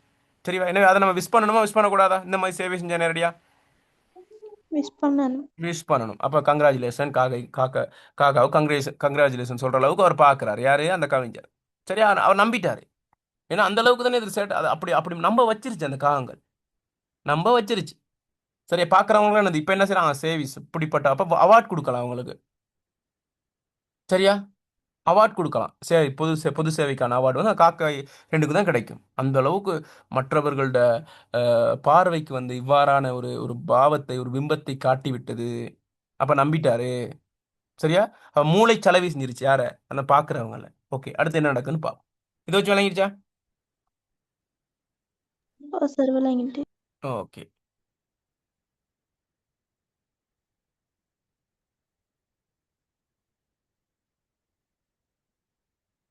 ஓகே, பாருங்க. அப்பொழுதில் அப்பசுவுக்கு ஆத்திரமேன் வந்ததோ, எழுத்தது மாத்தியது வாச்சிராங்க பிள்ளைகள். அப்பொழுதில் அப்பசுவுக்கு ஆத்திரமேன் வந்து, ஆத்திரம் வருது அதுக்கு. சரி, அப்பொழுதில் அப்பசுவுக்கு ஆத்திரமேன் வந்தது. ஏன் ஆத்திரம் வருது அதுக்கு? கோபம் வந்துருச்சு. சப்பழிந்து போன வயிற்றை சடார் என்று வால் தூக்கி சுழற்றி அண்டங்காக்கைகளை தாக்கியது, கொம்பை தரை நோக்கி தாழ்த்தியது. என்ன நடக்குதான்? அப்ப ஏற்கனவே நம்ம பார்த்தோம் அந்த வாளோட யூசேஜ் என்ன, அது எதுக்கு யூஸ் பண்ணிக்கிட்டு இருந்துச்சு அந்த வாளை? அதோட வாள் எதுக்கு? கொசுவுக்கு வந்து சாட்டை விசுக்கிறதுக்கு தான் பயன்படுத்திக்கிட்டு இருந்துச்சு. அப்ப திடீர்னு அப்பொழுதில் அப்பசுவுக்கு ஆத்திரமேன், ஏதோ ஏதோ கவிஞர் தான் சொல்றாரு, ஆத்திரமேன் வந்தது, ஏதோ ஆத்திரம் வந்துருச்சு அதுக்கு. என்ன நடந்துச்சு ஆத்திரத்தில்? இப்போ நம்ம வந்து ஒரு கோபம் வரும்போது நம்ம கோபத்தை எப்படி வெளிக்காட்டுவோம்? பல்ல கடிப்பாக, மூஞ்செல்லாம் சிவக்கும், பக்கத்தில் எதுவும் பொருள் இருந்தால் என்னது கீழே அடிச்சு உடைப்போம், அல்லது பக்கத்தில் கோபம் வந்தால் மூக்கு வாயை உடைப்போம். அது சண்டைக்கு ஏற்ற மாதிரி சுச்சுவேஷன் அந்த மாதிரி நம்ம நடந்து கொள்வோம். இதுக்கு நான் கிடையாது. அப்பொழுது பசுவுக்கு ஆத்திரம் வந்துருச்சு. ஆத்திரம் வந்ததுவோ, கேள்வி வைக்கிறாரு. சப்பழிந்து போன வயிற்றை, சப்பழிந்து, ஏன் சப்பழிஞ்சு போயிருக்கு? ஏன் சப்பழிந்து போயிருக்காங்க? சாப்பாடு இல்ல, பசி. சாப்பாடுல அது வறுமையில் இருக்கக்கூடிய ஒரு என்னது ஒரு ஒரு ஒரு என்னது ஒரு சிக்கலான ஒரு நிலைமையில இருக்கக்கூடிய அந்த அந்த சப்பழிந்து போன அந்த அந்த வயிறை கொண்ட அந்த பசுவுக்கு திடீர்னு கோபம் வந்துருச்சு. சடார் என்று வால் தூக்கி சுழற்றி, என்னது வாழை தூக்கி சடார் என்ன செய்யுதுன்னு கேட்டா சுழற்றி, ஒரு சுத்தி இவ்வளவு நாள் கொசுவுக்கு யூஸ் பண்ண அந்த வாழை இப்ப அண்டங்காக்கைகளை தாக்கிதுக்கு, அண்டங்காக்கைகளை தாக்குதாங்கன்னு தாக்கிடுச்சான். அது இல்லாம உங்களுக்கு தெரியும் தானே, ரொம்ப கோவம் தான் அந்த என்னது ஜல்லிக்கட்டு காலையெல்லாம் பார்த்தீங்கன்னா, ஜல்லிக்கட்டுலாம் பார்த்துருக்கீங்களா? அப்போ என்ன செய்யும், அந்த அந்த கொம்பை வந்து அப்படியே மணல் அப்படியே தேய்ச்சிட்டே போகும். சரியா? அவ கொம்பை தரை நோக்கி தாழ்த்தியது. கொம்பை என்ன செய்யுதுன்னு கேட்டால் தரை நோக்கி அப்படியே தாழ்த்து, அந்த கோபம் தாங்க முடியாம, அது ஒரு ரியாக்ட் தான், அது ஒரு மெய்ப்பாடு. சரியா விளங்குதா? அப்ப என்ன நடந்துச்சுன்னு இவருக்கு தெரியல. யார் பார்த்துக்கிட்டு இருக்காத? கவிஞர் நிறையா பார்த்துக்கிட்டு இருக்காரு. என்னடா நல்லா தானே போய்கிட்டு இருந்துச்சு, என்ன திடீர்னு இப்படி ஒரு ஒரு சம்பவம் நடக்குதுன்ட்டு அவர் யோசிக்கிறார். விளைஞ்ச அப்பொழுதில் அப்பசுவுக்கு ஆத்திரமேன் வந்ததுவோ, சப்பணிந்து போன வயிற்றை சடாரென்று வால் தூக்கி சுழற்றி அண்டங்காக்கைகளை தாக்கியது, கொம்பை தரை நோக்கி தாழ்த்தியது. விளங்கிடுச்சா அது? சார், விளங்கிட்டு. ஓகே.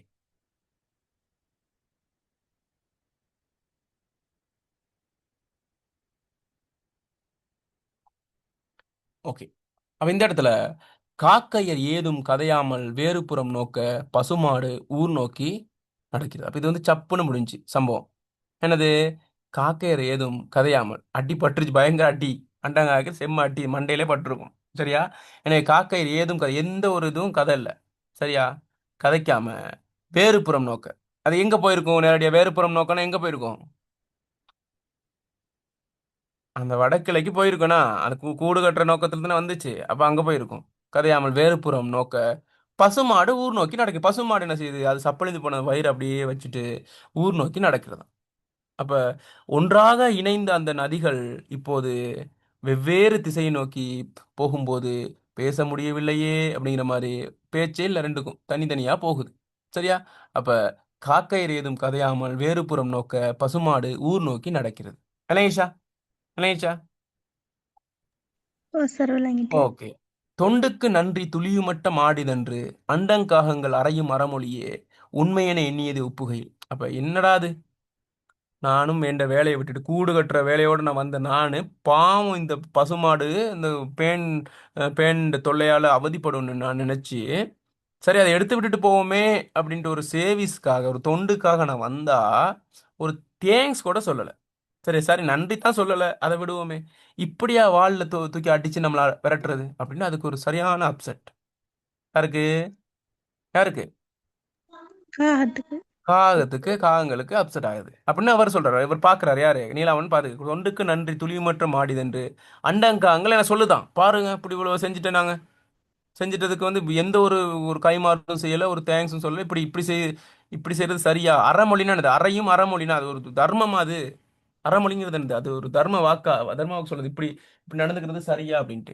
சரியா? ஏன்னா அதையும் யோசிக்கிறான், ஆமாண்ணா உண்மைண்ணா அப்படின்னு அவர் எண்ணியதை ஒப்புகையில். அப்ப அவர் நினைச்சுக்கிட்டார், ஆமா அது சரியில்லை தானே, அந்த பசு அப்படி செஞ்சிருக்க கூடாது. இப்போ வந்து நீலாவணனுக்கு வந்து கவிஞருக்கு வந்து யார் மேல குற்றமா அவர் பாக்குறாரு? பசுட யார் மேல? மேல. யார் மேல? பசு மேல. பசுவிட மேலதான் பிழை இருக்குன்னு. ஏன், என்ன என்ன பிழை? அது அந்த காக்கை செஞ்ச உதவியை கணக்கெடுக்காம நன்றி இல்லாம அதை அடிச்சு துரத்தினது. நன்றி கெட்ட நாய் இல்லைண்ணா, நன்றி கெட்ட மாடு. சரியா? நன்றி கெட்ட மாடுன்ட்டு அவர் யோசிக்கிறார், இது சரியில்லை தானே, ஒரு இப்படி சேவை செய்யறவங்களை இப்படி செய்யறது சரியில்லை அப்படிங்கிற ஒரு நிலைமையில இருக்கு. சரியா? ஓகே. அப்ப அப்ப அப்ப அப்படி நினைச்சுக்கிட்டு இருக்கும்போது இவர் என்னது இப்படி அப்ப காகங்கள் வந்து நல்ல நல்ல தொண்டு செய்யக்கூடிய தொண்டர்கள் அப்படின்னு நினைச்சுக்கிட்டு இருக்க அந்த சந்தர்ப்பத்துல பசுட மேல பிழைன்னு அவர் யோசிச்சுக்கிட்டு இருக்க சந்தர்ப்பத்துல அதை சொல்ல, கண்ணால் காண்பது போய் சொல்லுங்க, காதால் காதால் கேட்பதும் போய் கேட்பதும் ஆஹ் தீர விசாரிப்பதே மெய். இவர் போய் தீர விசாரிச்சுக்கிட்டு கேள்வ மாடுகிட்டையும் காக்கட்டையும் இல்ல, அவரு அது அந்த ரியாக்ஷனை வச்சு தான் புரிஞ்சுக்கணும். கடைசியில பாக்குறாரு பாருங்க என்ன நடக்குதுன்ட்டு, கடைசியில தான் சீனே மாறுது. சரியா?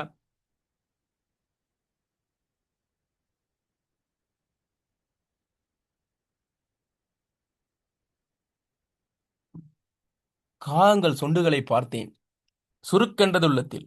என்னதான் காகத்துக்கு சொண்டை பார்த்தா சுருக்குனுச்சான். இந்த சுருக்கென்றது உள்ளத்தில் ஒரு கவிதையில வாச்சிருக்கீங்க தானே, எங்க ஓஎலுக்கு போங்க பாப்போம். ஓஎல்ல அந்த ஒரு ஜிஎஸ் வந்து சைன் ஒன்று வைக்க சொல்லுவார் ஒரு ஒரு போய, அவர் கை நாட்டு வைப்பாரு. அப்ப அவருக்கு சுருக்கென்றது எனது உள்ளத்தில்னு ஒன்று இருக்குதானே, என்ன கவிதை அது? பாய்ந்து ஓடாத வருங்கால மனித நதி. படிச்சீங்களா? இலக்கியத்திலயா, தமிழ் மொழியும் இலக்கியத்திலயா? ஞாபகம் இருக்கா? ஞாபகம் இல்லாட்டி பரவாயில்ல. சரியா? அவ காகங்கள் சொண்டுகளை பார்த்தேன் சுருக்கென்றது உள்ளத்தில், சுருக்குன்னுச்சான். என்ன ஏன் ஏன் சுருக்குன்னு கேட்டால் நம்ம ஒன்று யோசிச்சுக்கிட்டு இருப்போம்.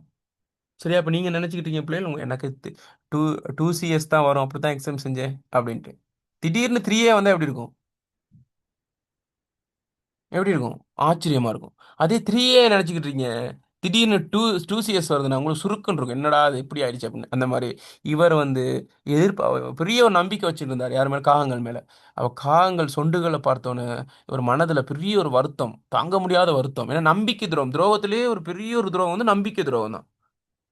சரியா வச்சு பாருங்க, நம்பிக்கை துரோகம் தான். சொண்டுகளை பார்த்தேன் சுருக்கென்றது உள்ளத்தில், சுருக்குன்னு ஆயிடுச்சான்.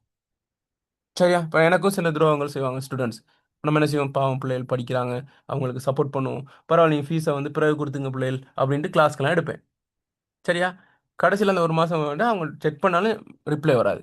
இப்போ அந்த இடத்துல அந்த காசு முக்கியம் இல்லை, அந்த இடத்துல நம்பிக்கை வந்து வீண் போகும்போது நமக்கு சுருக்குன்னு இருக்கும், என்னடா அப்படி நம்ம நம்மளும் ஏமாளியே அவன் யோசிச்சிட்டாங்களே அப்படின்ட்டு. இப்போ அந்த மாதிரி காகங்கள் சொண்டுகளை பார்த்தேன் சுருக்கென்றது எனக்கு உள்ளத்தில், சுருக்குன்னு இருந்துச்சு.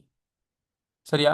தொண்டுக்கு கூலியவை கொண்ட பசுவால் மயிரை கண்டேன். அப்ப அது செஞ்ச தொண்டுக்கு அதே கூலி எடுத்துக்கிச்சு. கூலி யாரு கொடுக்கணும் பிள்ளை? கூலி யாரு கொடுக்கணும்? யாரு கொடுக்கணும்? பயன் பெற்றவர்கள் தானே மற்றவர்களுக்கு கொடுக்கணும். அந்த சேவையை செஞ்சவங்க தானே, அல்லது அந்த வேலையை செஞ்சவங்க தானே கூலி கொடுக்கணும். சரியா? வேலையை செஞ்சுட்டு நம்மளே கூலி எடுத்துட்டு வரல இயலாது. அப்ப தொண்டுக்கு கூலியவை கொண்ட பசுவால் மயிரை கண்டேன். என்னது அது? என்ன செய்யுதுன்னு கேட்டா, பசுவால் அது என்னது? கூலியவை கொண்ட பசுவால் மயிரை கண்டா அது என்னது? அது கூலியா? அது வாயில பசுவிண்ட மயிர் இருக்காம். அது எங்க உள்ள மயிர் பிள்ளைகள்? எங்க உள்ள மயிர்? பசுட வால்ல. வாலில் உள்ள மயிரை கண்டாராம். அப்ப பசுண்ட வாலுள்ள மயிர் அங்கத்தானே இருக்கணும். சரியா? ஏன் இங்க வாய்க்கு வந்துச்சு? என்ன காரணம்? அது உண்மைக்குமே பேன் குத்திக்கிட்டா இருந்திருக்கு அவ்வளோ நேரம்? அதுக்கு சேவையா செஞ்சுக்கிட்டு இருந்திருக்கு? என்ன இல்ல நோக்கத்தோட அது கூடு பழகிருக்கு? கூடு கட்டுறதுக்கு அந்த இது எடுத்திருக்கேன். எதை எடுத்திருக்கு? மயிருங்கிறது அந்த நல்ல வார்த்தை தான் பிள்ளைகள், தமிழ் சொல் பிள்ளைகள். மயிரனைய மாந்திருக்கு, திருக்குறள்லாம் இருக்கு. சொல்லுங்க. மயிர் பிடுங்கிட்டு இருந்திருக்குன்னா விளங்குதா? அப்ப அந்த மயிரை பிடுங்கி பிடுங்கி கொண்டு வாயில் வைத்து கொண்டு இருந்திருக்கின்றது. என்ன நடந்திருக்கு? அது கூடு தான் அது நோக்கமே ஒழிய, அது விட்டு வருத்தமோ அது கஷ்டப்படுதோ அப்படிங்கிறது இல்ல. அப்ப என்ன செய்யுது? அது தன் சுயநலத்துக்காக அது அந்த பசுவை வேதனைப்படுத்தியிருக்கிறது. இல்லாட்டி சாதாரணமா அந்த பசு இருக்கும்போது திடீர்னு வயிறை, சப்பழிந்து போன வயிறை சடார்ன்னு மேல் தூக்கி வாளை தாழ்த்தி அதை தாக்குமா? தாக்காது. அப்ப எப்படி ஒரு வேதனையா இருக்கும். எனவே அந்த வேதனையை ஒருத்தருக்கு ஏற்படுத்தி அவங்கள கஷ்டப்படுத்தி துயரப்படுத்தி துன்பப்படுத்தி அதன் மூலமாக ஒரு வருவாயை அல்லது அதிலிருந்து இருக்கக்கூடிய ஒரு ஒரு ஒரு வெளி ஒரு என்னது, ஒரு ஒரு ஒரு ஒரு ஒரு விடயத்தை வந்து பெற்றுக்கொள்வது எவ்வளவு பெரிய ஒரு கேவலமான ஒரு வேலை. உண்மை சொல்லுங்க, கேவலமா இல்லையா? கேவலம் சார். கேவலமான வேலை. எனவே பசுவால் மயிரை கண்டேன், இதென்ன கணம், இதென்ன கணம், நான் இது என்னடா அவ்வளோவா? கூடு கட்டுறியா இல்லை நீங்க என்ன என்ன சரி வீடு கட்டுறியா நீ அதை வச்சு? அந்த அளவுக்கு இருக்கு வாயில. சரியா? அப்ப இதென்ன கணம்? தொண்டருங்கள் தொண்டருங்கள் சொன்ன தொண்டர்கள் இவங்களது தொண்டர்கள் அவங்க இருந்தாங்க. என்ன போல நேரத்தை யோசிச்சுட்டு இருந்தாரு. அவர் சொண்டினில இவ்வளோ மயிர் இருக்கே அப்படின்னு ஒரு யோசிக்கிறாரு. சொண்டினில என்றேன். கடைசி வழி பாருங்க பஞ்சா இருக்கும். சுடலையிலே ஆலமரம் நோக்கியவை, சுடலையில போயிட்டு அந்த ஆலமரம் நோக்கியவை சென்றமர்ந்து கொண்டு அந்த போய் உட்காந்துக்கிட்டு என்னை பார்த்து சிரித்தனவே ஒரு நக்கல் சிரிப்புன்னு சிரிக்குது அங்க இருந்து. அந்த நக்கல் சிரிப்புக்கு என்ன அர்த்தம்னு சொல்லுங்க பாப்போம். எங்களையா நீ தொண்டரா நினைச்சேன். எங்களையும் நல்லவனா நினச்சிக்கிட்டு இருக்கிய நீனு. இந்த உலகம் நம்மளை இவ்வளோ இன்னும் நல்லவனாவே நினச்சிக்கிட்டு இருக்காங்கிற மாதிரி. என்னையா நீ போயிட்டு எனது பெரிய சர்டிஃபிகேட் கொடுத்துருந்த ஒரு பெரிய தொண்டர்கள் அப்படி உன்னை பற்றியா அப்படின்ட்டு அங்கேருந்து பார்க்கும்போது யோசிச்சு பாருங்க. அதான் நான் அந்த நம்பிக்கை துரோகங்கிறது ஒரு வித்தியாசமான ஒரு விஷயம். ஒருத்தரை வந்து நம்ம நம்புகிறோம் அப்படின்னா அவங்களுக்கு நம்பிக்கைக்கு பாத்திரமாக இருக்கணும், அதை தான் நம்ம எதிர்பார்ப்போம். ஆனால் இப்போ திடீர்னு ஒரு துரோகம் பண்ணும்போது அந்த துரோகம் கொடுக்கின்ற அந்த வழி வந்து அலாதியானது. அது பெரிய ஒரு மிகப்பெரிய துரோகமாக இருக்கும். சரியா? அந்த துரோகங்களை அனுபவிச்சிருக்கீங்களா யாராவது? ஒவ்வொருத்தரும் ஒவ்வொரு மாதிரி ஆன ஒரு விஷயத்துல அனுபவிச்சிருப்போம். சரியா? விளங்குதா? இப்போ நான் எக்ஸாம்லாம் அனுபவிக்கலாம். நீ வா மச்சான் அப்படின்னு கூப்பிட்டு போ, நீ பயப்படாத, நீ படிக்கலையா அப்படின்ட்டு சொல்லுவான் ஃப்ரெண்டு. சரியா? படிக்காட்டி பண்ணா சப்போர்ட் பண்ணுறேன் அப்படின்னு எக்ஸாம் ஹோலுக்கு போயிட்டு முன்னுக்கு தான் உட்காந்துருப்பான். நம்ம உஸ்ஸுன்னு என்ன சிக்னல் கொடுத்தாலும் திரும்பவே மாட்டானே. திரும்பவே மாட்டான். எக்ஸாம் முடித்தோடனே தான் திரும்புவான். யோசிப்பாங்க, இதெல்லாம் இப்படியெல்லாம் ஒரு அனுபவமும் இருக்கா அவங்களுக்கு? இருக்கா? இப்படியே இருக்கும். இல்லாட்டி சொல்லுவானு, நான்லாம் அறவே படிக்கல மச்சான் அப்படிம்பாங்க. அப்படி நம்மளும் கொஞ்சம் ஆறுதலாக இருக்குது. நம்ம மைத்தாம்பலான்ட்டு கடைசியில் வரும் இங்கே. அப்போ தான் விளங்கு என்னடா சொன்னேன் அப்படின்ட்டு. விளங்குதா? சும்மா ஜோக்கு சொன்னேன். விளங்குதா? அப்போ அந்த மாதிரி நம்பிக்கை துரோகங்கள் வந்து வாழ்க்கையில் வந்து மறக்க முடியாத அழுத்தமாக அது பதிஞ்சிடும். ஒரு பெரிய ஒரு ஆழ் மனதுக்கு போயிடும். சரி, அந்த மாதிரி என்ன செய்யக்கூடாது? நம்பிக்கை துரோகம் செய்யக்கூடாது. எனவே இந்த இடத்துல இந்த பசு காகங்களை வச்சு ஒரு விஷயத்தை அவர் உலகத்துக்கு அந்த சமூகத்துக்கு அவர் சொல்ல வராரு. வெறுமனே இந்த கவிதை வந்து பசுவுக்கானதோ அல்லது காகத்துக்கானதோ அல்லது பசு வேதனைப்பட்டதோ அல்லது காகங்கள் வந்து துரோகம் செஞ்சதோ இல்லை. இது வந்து என்னது? ஒரு படிமமாக. சரியா? தொண்டு என்பது சுயநலம் சார்ந்த சுரண்டல் என்கின்ற விஷயத்தை பறைசாற்றுகின்ற ஒரு படிமமாக தான் சொல்லியிருக்க ஒழிய இதை யாருக்கு சொல்லுதுன்னு கேட்டா இங்கு மனித சமுதாயத்தில் உள்ள தொண்டு செய்கின்றோம் தொண்டு செய்கின்றோம் என்று கூறிக்கொண்டு சுயநலத்தை செய்து கொண்டிருக்கின்ற, சரியா, வேதனையில் இருக்கக்கூடிய ஏழ்மையில் உள்ளக்கூடிய ஏழ்மையானவர்களை சென்று அவர்களுக்கு நான் நல்லது செய்கின்றேன், அவர்களுக்கு சேவை செய்கின்றேன், அவர்கள் அந்த இருப்பிலிருந்து அவர் வறுமையிலிருந்து நான் போக்குவதற்கு நான் தொண்டு செய்கின்றேன் என்ற போர்வையில், சரியா, மற்றவர்களுக்கு அந்த பிம்பத்தை காட்டிக்கொண்டு அவர்களிடமிருந்து அவர்களுக்கே தெரியாமல் என்ன செய்வார்களாம்? அவர்களிடமிருந்து அவர்களுக்கு தெரியாமல் சொத்துக்களையோ அல்லது அவர்கள் இருக்கக்கூடிய பயனையோ அனுபவித்துக் கொண்டு அவர்கள் குறை சொல்லும் போது அல்லது அவர்கள் எதிர்க்கும் போது அவர்களையே என்ன சொல்லுவாங்களாம்? இப்படி இப்போ பாருங்க, நான் இவ்வளோ சேவை செஞ்சேன், சரியா, அவருக்கு நன்றி கூட சொல்லலை, சரியா, அப்படி இருந்தாலும் பரவாயில்ல, இப்போ இப்படி எதிர்ப்பை காட்டுறாங்களே அப்படிங்கிற ஒரு ஒரு பிம்பத்தை வெளியில் காட்டிக்கொண்டு தனது தொண்டு என்கின்ற ஒரு ஒரு விஷயத்தை அடிப்படையாக கொண்டு சுயநலமான விஷயங்களை செய்யக்கூடிய ஒரு போலி தலைமைகளை, போலியாளர்களை, போலியான மக்களை மக்களுக்கான ஒரு சாட்டை அடியாக இந்த கவிதையை வந்து அழகாக என்ன செய்றாரு? இது பண்ணிருக்காரு. விளங்குதா? இதுதான் பிள்ளை இந்த கவிதை. விளங்குதா? இப்போ நம்ம நேரடியாக அந்த கவிதையை எப்படி பார்த்துக்கிட்டோம்னா எப்படி இது காக்கா பசுன்னு அப்படி பார்த்தோம்னா கவிதை விளங்காது. இது நேரடியாக என்னன்னு கேட்டா எதை சொல்ல வருது அப்படின்னு கேட்டா இந்த தொண்டு என்பது சுயநலம் சார்ந்த சுரண்டல், தொண்டு என்பது சுயநலம் சார்ந்த சுரண்டல்ங்கிற விஷயத்தை சொல்றதுக்காக தான் இந்த பசுவையும் இந்த காகங்களையும் வந்து சொல்றேன். சரியா? அதே நீங்க இதே விஷயத்த நம்ம வந்து ஒரு நேரடியா சொல்றதா இருந்தா ஒரு சிறுகதையில சொல்லலாம், ஒரு கட்டுரையில சொல்லலாம். சரியா விளங்குதா? ஒரு ஒரு ஒரு ஒரு வேற ஒரு களத்தை எடுத்துக்கிட்டு கதை களத்தை எடுத்து அதுல பாத்திரங்களை போட்டு ஒரு நபர்களை போட்டு போடலாம். கவிதைக்கு வந்து அது வந்து அழகு. அது கவிதை வந்து இதுதான் கவிதை. விளங்குதா? அந்த கவிதைக்குள்ள அந்த பாத்திரங்கள் விளங்குதா? அந்த விஷயம் நேரடியா சொல்லவே இல்லை, ஒரு வார்த்தை கூட சொல்ல, ஒரு மனிதர் ஒரு பாத்திரம் அதுக்குள்ள வரல. சரி, முழுமையாக வந்து இந்த எனது இந்த ஜீவராசிகளை, சரியா, எனது காகங்களையும் பசுக்களையும் வைத்துக்கொண்டு பசுவையும் வைத்துக்கொண்டு அழகா காய நகர்த்துறாரு. யோசிச்சு பாருங்க, மனக்கண் முன்ன நிக்குது. சரியா? ஆரம்பத்தில் என்ன செய்யறாருன்னு கேட்டா அந்த லொக்கேஷன் எடுக்கிறாரு. எனது அது வந்து ஒரு வறுமையான ஒரு வறுமைங்கிறேன், எனது ஒரு வறட்சியான ஒரு சூழல். அதில் வந்து ஒரு கமக்காரர் என்ன செய்கிறாருன்னு கேட்டால் எதிர்காலத்தில் வெள்ளம் வரப்போகின்றது என்கின்ற ஒரு எதிர்பார்ப்பின் காரணமாக கடலோடு என்ன செய்கிறாரு, ஒரு கால்வாயை வெட்டி விடுகின்றார். அது மணல் நிறைந்து காணப்படுகின்ற அந்த சூழலில் ஒரு ஒரு இந்த இந்த வெம்மை நிறைந்த இந்த சிச்சுவேஷனில் என்ன செய்யுதுன்னு கேட்டால் புட்கள் எல்லாம் எனது தலைக்காமல் அப்படியே வாடி வதங்கி இருக்கக்கூடிய அந்த வெள்ள அருகை வந்து என்ன செய்யுது, சப்பி சப்பி சாப்பிட்டு கொண்டு களைத்து போய் இருக்கின்ற களையாறுகின்ற அந்த பசு ஒன்றின் பக்கத்தில் என்ன செய்யுதுன்னு கேட்டால் காகங்கள் ரெண்டு வந்து பழகுது, வெக்கத்தை விட்டு பழகுது. அதுக்கு வேதனையை தீர்க்க போகின்றோம் என்கின்ற ஒரு பார்வையை காட்டியபடி அது என்ன செய்து பழகுது. சரி, ஏறி இறங்கி உணர்ச்சியில ஒற்றுமையை காட்டுகின்ற அந்த சூழல்ல அது என்ன செய்யுதுன்னு கேட்டா அந்த வாளில் உள்ள அந்த பேன்களை கொத்துவதை போல அது சம்பாசனை செய்கின்றது. கடைசி அவர் என்ன செய்யறாருங்கடா, அந்த கவிஞர் பார்க்கும்போது அது செய்கின்ற சேவைக்கு நல்ல ஒரு சேவை தொண்டர்கள் அப்படின்னு அவர் நினைக்கிற சந்தர்ப்பத்தில் கடைசியில் அந்த பசு வந்து வேதனைப்பட்டு என்ன செய்யுதுன்னு கேட்டா ஏதோ ஒரு அழுத்தத்தின் காரணமாக தனது வயிறை, எனது சப்படைந்து போன வயிறை என்ன செய்யுதுன்னு கேட்டா தாழ்த்தி வாள் மூலமாக அந்த காகங்களுக்கு அடிக்கும்போது தான் வெளிப்படுகிறது ஏதோ ஒன்று நடந்திருக்கு அப்படின்ட்டு. அப்பயும் வந்து அந்த கவிஞர் என்ன செய்யறாருன்னு கேட்டால் குறை வந்து யார் மேலே இருக்குது அப்படின்னு கேட்டால் குறை வந்து பசுவின் மீது தான் இருக்குன்னு யோசிச்சு கொண்டிருக்காரு. கடைசியாக அது என்ன செய்யுதுன்னு கேட்டால் அந்த ஆலமரத்திலிருந்து பார்த்து கொண்டு அந்த சொண்டிலே அந்த மயிரை வைத்துக்கொண்டு அந்த கவிஞரை பார்த்து சிரிக்கும்போது தான் உண்மையிலுமே அதண்ட உண்மை சுயரூபம் வெளிப்படுகின்றது. எனவே இதனை சமூகத்தோடு தொடர்புபடுத்தி பார்க்கும்போது எம் சமூகத்திலே எம்மோடு பழகிக்கொண்டு, சரி, அவர்கள்ட்ட ஸ்டேட்டஸ் பெருசாக இருக்கும், வறுமையானவர்கள் ஏழ்மையானோட ஸ்டேட்டஸ் சின்னதாக இருக்கும். ஆனால் அவங்க என்ன செய்வாங்கன்னு கேட்டால் நான் வந்து பாருங்கள் சாதாரணமானவங்களோட நான் பழகக்கூடியவன் அப்படிங்கிற ஒரு ஒரு பிம்பத்தை கட்டமைக்கிறது. அதுக்கப்புறம் அவங்களோட பழகிறது. அவங்ககிட்ட இருந்தே என்ன செய்யுதுன்னு கேட்டால் உடைமைகளையும் அல்லது ஏதோ ஒரு சொத்தையோ ஏதோ சரியா அவங்ககிட்ட பெற்றுக்கொண்டு கடைசியாக சுயநலமான விஷயங்களை செய்து கொண்டு கடைசியாக என்ன செய்வாங்கன்னு கேட்டால் அவர்கள் மீதே குறை சொல்லிக்கொண்டு வாழ்க்கையை ஓட்டி கொண்டிருக்கக்கூடிய இந்த போலி தலைமைகளை, போலி தலைவர்களை, போலியான மக்களை பறைசாற்றுவதாக இந்த கவிதை அமையுது. விளங்குதா? இப்போ இதைத்தான் நம்ம பார்க்க போகிறோம். விளங்கிச்சா? ஓகே, தெளிவாயிடுச்சு பிள்ளை. கவிதை இவ்வளோதான். கவிதை உங்களுக்கு எக்ஸாமுக்கு வந்து அழகாக செய்யலாம். விளங்கிச்சா? ஓ சார், நல்ல கிளியர் தெளிவு. ஓகே. அப்போ ஏற்கனவே நீங்கள் படிச்சிருப்பீங்க. இப்போ நான் படிப்பிச்ச பிறகு உங்களுக்கு ஒரு தெளிவு வந்துச்சா? ஓ சார். Okay okay.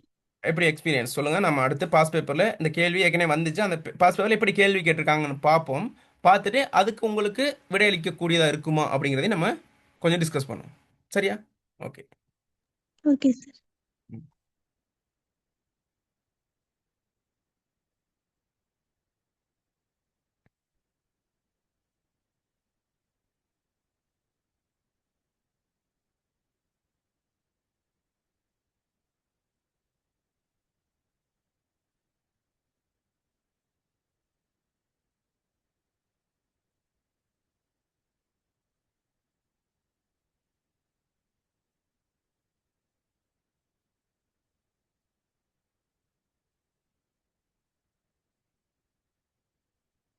ஓகே. பாருங்க, கேள்வி பாருங்க. எத்தனாம் ஆண்டு வந்திருக்குன்னு பாருங்க. 2022 வந்தது. திரும்ப வரும். சரியா? 2026 வந்துருச்சு. ஓகே, கவனிங்க. இந்த கவிதை இந்த படிச்சது இப்போ இது பாருங்க. உங்களுக்கு இது இப்போ உங்களுக்கு பரீட்சை வினாவா கொடுத்தா இந்த நேரத்தில் கொடுத்தா உங்களுக்கு செய்யக்கூடியதாக இருக்குமான்னு பாருங்க. இக்கவிதையில் இயற்கை நிகழ்ச்சி ஒன்றை சித்தரிப்பதனூடாக கவிஞர் சமூகத்தை எவ்வாறு விமர்சிக்கிறார் என்பதை விளக்குக. இப்போ நம்ம சொன்னேன், அது அப்படியே எழுத இல்லாதா? இயற்கை நிகழ்ச்சி காட்டி சமூகத்தை எப்படி விமர்சிக்கிறான்னு விளங்குதா இல்லையா? அந்த தொண்டுங்கிறது சுயநலம் சார்ந்த சுரண்டங்கிற விஷயத்தை விளக்கி எழுதினீங்கன்னா சரி. சரியா? சரியா? ஓ சரி சரி. ஆ பாம்பாய் கடல் வரையும் பாயும் அந்த பள்ளம் என கவிஞர் எதை குறிப்பிடுகின்றார் என்பதையும் அதை எவ்வாறு விவரிக்கிறார் என்பதையும் விளக்கு. நான் சொன்னேன், மேற்கோள் கொடுப்பாங்க. இப்போ பாம்பாய் கடல் வரையும் பாயும் அந்த பள்ளம் என்னது? பாம்பு போல என்னது கடல் வரைக்கும் என்னது பாயும் அந்த பள்ளம். அந்த பள்ளம் என்னது? அந்த கால்வாய், அந்த குஞ்சு நீரோடைன்னு பார்த்தோம். அதை விளக்கி விடலாம். சரியா? அதை எவ்வாறு விவரிக்கிறாருன்னா உங்களுக்கு அதை விளக்கி எழுத எழுந்த பிள்ளைகள் அது உங்கள் கையில் தான் இருக்குது. அந்த அந்த வறுமை அந்த என்னது அந்த வறட்சியான அந்த பிரதேசத்தில் எனது வெள்ளம் வந்து வந்து மழை வந்தால் வெள்ளம் வரும், வெள்ளம் வந்தால் பயிருக்கு அழிவை செய்துவிடும் என்பதற்காக என்ன செய்யுது, அந்த இடத்திலிருந்து இது அந்த விளைநிலத்திலிருந்து கடல் வரைக்கும் என்ன செய்யறார், பாம்பு போல ஒரு வளைவு வளைவாக செல்லக்கூடிய ஒரு கால்வாயை அல்லது சிறிய ஒரு நீரோடை அவர் என்ன செய்கிறாரு, வெட்டி விடுகின்றார். எனவே அந்த நீரோடை எது போல காட்சியளிக்குதான்? பாம்பு போல பாம்பாக காட்சியளிக்குதான். விளங்குதா? ஓ அதை சரி. விளக்கலாம். அண்டங்காகங்கள் அறையும் மரமொழி என்று கவிஞர் எதனை கூறுகின்றார் என்பதையும் அது உண்மையில்லை என்பதை எவ்வாறு அறிக்கினார் என்பதை விளக்க. அப்புறம் அண்டங்காகங்கள் அறையும் மரமொழி என்று கவிஞர் எதை சொல்றாரு? இப்படி நான் அவ்வளோ தொண்டு செஞ்சுட்டேன், ஆனால் என்ன செய்யலை, இதுக்கு நன்றி கூட சொல்லலை. எனவே அது வந்து என்னது, அது வந்து ஒரு அறம் அல்ல அப்படின்ட்டு சொல்லுது. எது காகங்கள் சொல்லுது. அதனை அதோட வாதம் என்பதையும் அது உண்மை அல்ல என்பதை எப்போ அறிகிறார் அது உண்மை இல்லைன்ட்டு. காகத்துல அந்த சொண்டை கண்ட பிறகு ஆ அதை அடிக்கிறான். Very good. அதை விளக்கி எழுதலாமா எழுதலாதா? எழுதலும் சார். எழுதலாம். ஆலமரம் நோக்கியவை சென்றமர்ந்து கொண்டென்னை பார்த்து சிரித்தனவே இக்கடைசி வரி கவிதையில் பெரும் முக்கியத்துவத்தை விளக்குக. இது சொல்லுங்க பாப்போம். ஆலமரம் நோக்கியவை சென்றமர்ந்து கொண்டென்னை பார்த்து சிரித்தனவே கடைசி வரி என்ன என்ன என்ன உங்களுக்கு புரிதல் சொல்லுங்க. யாராவது ஒரு ஆள் சொல்லுங்க பாப்போம். தொண்டு செய்யறன்ற பேர்ல எல்லாம் அந்த ஏதோ ஒரு சுரண்டல் அங்க நடக்குதுன்னு சொல்றது.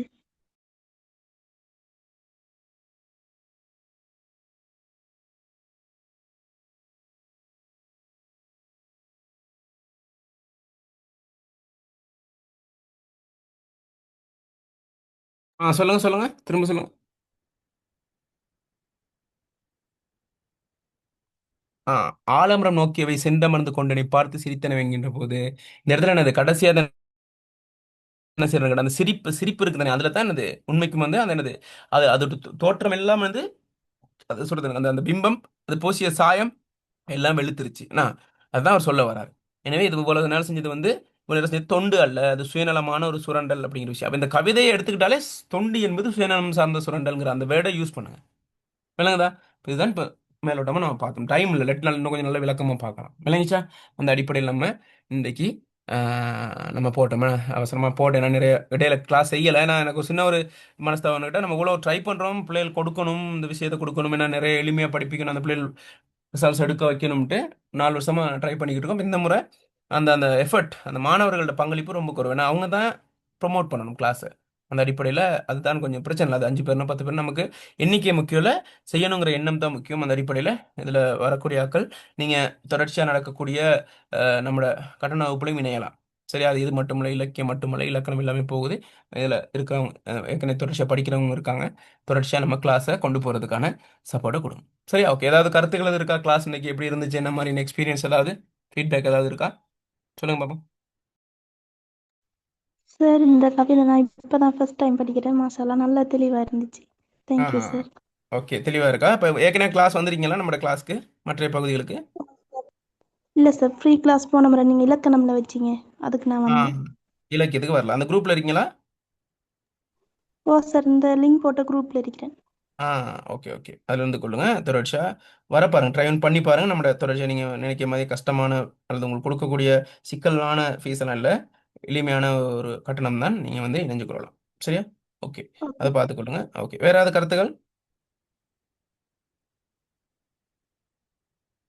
லிங்க் எதுவும் லிங்க் இல்லாதவங்க நான் இப்போ ஷேர் பண்ணுறேன், அதில் இணைஞ்சு கொள்ளுங்க. வேற ஏதாவது கருத்துக்கள் சொல்கிறீங்களா? கிளாஸ் முடிப்போம்.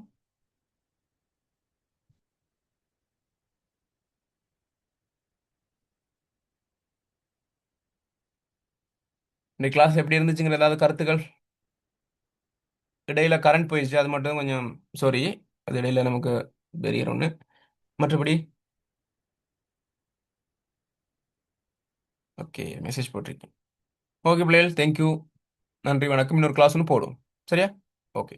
அப்போ அதுக்கு சப்போர்ட் தருவீங்களா? இன்னொரு கிளாஸ் ஒன்று போடும், ஒரு ஜென்ரல் ஒரு கருத்தரங்கு மாதிரி செய்வோம், 2 ஹவர் எடுப்போம். சரியா? Sir. Sir sure. Okay sir. Link எல்லாம் போடுவேன், முன்கூட்டியே போடுறோம். இப்போ சனிக்கிழமை மாதிரி செய்வோம். அதுக்கு முன்னுக்கு லிங்க் எல்லாம் ஷேர் பண்ணி நல்லா க்ரௌட் எடுக்கும். 100 பேர் டார்கெட் பண்ணுவோம். சரியா, குறைந்தது. சரியா? Okay sir. ஓகே. ஓகே, நன்றி, வணக்கம். அடுத்த வகுப்பில் சந்திப்போம். Okay sir. Thank you sir. Okay. Thank you sir.